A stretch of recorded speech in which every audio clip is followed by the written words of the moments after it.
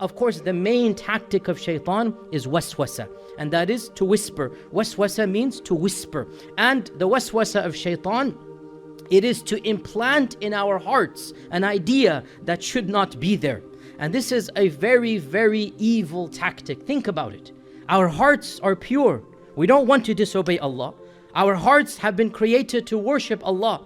وَلَقَدْ خَلَقْنَا الْإِنسَانَ فِي أَحْسَنِ تَقْوِيمٍ. We want to pray, we want to enjoy religiosity, but Shaitan comes and he throws something into our heart, and he causes us to think about something we never thought about doing, and he continues to persist in trying to push us to commit a sin. How evil is that? We won't even want to commit the sin. And this is generally the case, my dear brothers and sisters, when an evil thought comes, and the thought even surprises us, like, where did that come from? How am I thinking this? A'udhu billah.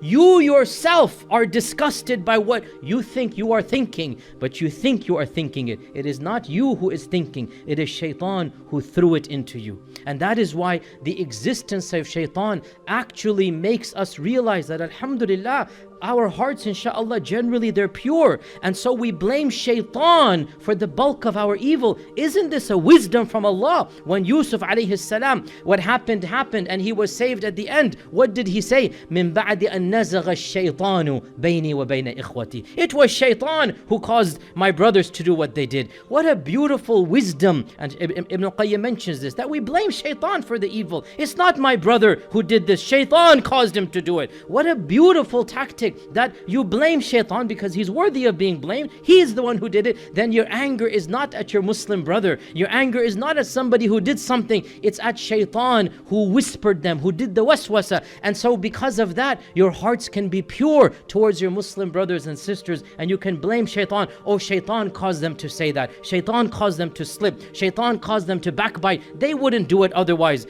And in fact, most of the time this is the case. And that is why it is of the existence of Shaitan that we blame him for the evil and not mankind. And of course, of the tactics of Shaitan, which really is shown in our current situation in the world today. Look at the global situation, look at the domestic situation. Of the most deadly tactics of Shaitan is to break up the Muslim ummah and to cause disunity. Inna shaytana yanzaghu baynahum. Shaitan causes them to break up. Shaitan causes disunity. Our Prophet ﷺ said that unity is from Allah and furqa or ikhtilaf is from Shaitan.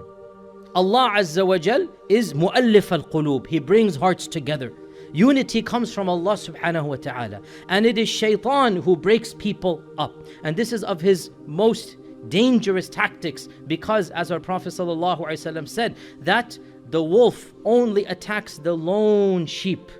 And when there's a group of sheep, the wolf does not attack. And the reference here is to us being broken up. And we see the current situation without getting into the politics, but you know what is going on across the world. I'm not speaking of any one area. I'm speaking of the entire ummah. Wal-iyadu billah, wallahu musta'an. How much we have been divided. Muslims here, Muslims there. An artificial, imaginary boundary. Because of this, they are at war. Because of this, what is happening? And in reality, Shaitan is reveling. Allah Azza wa Jalla is the one who combines. Shaitan is the one who breaks up.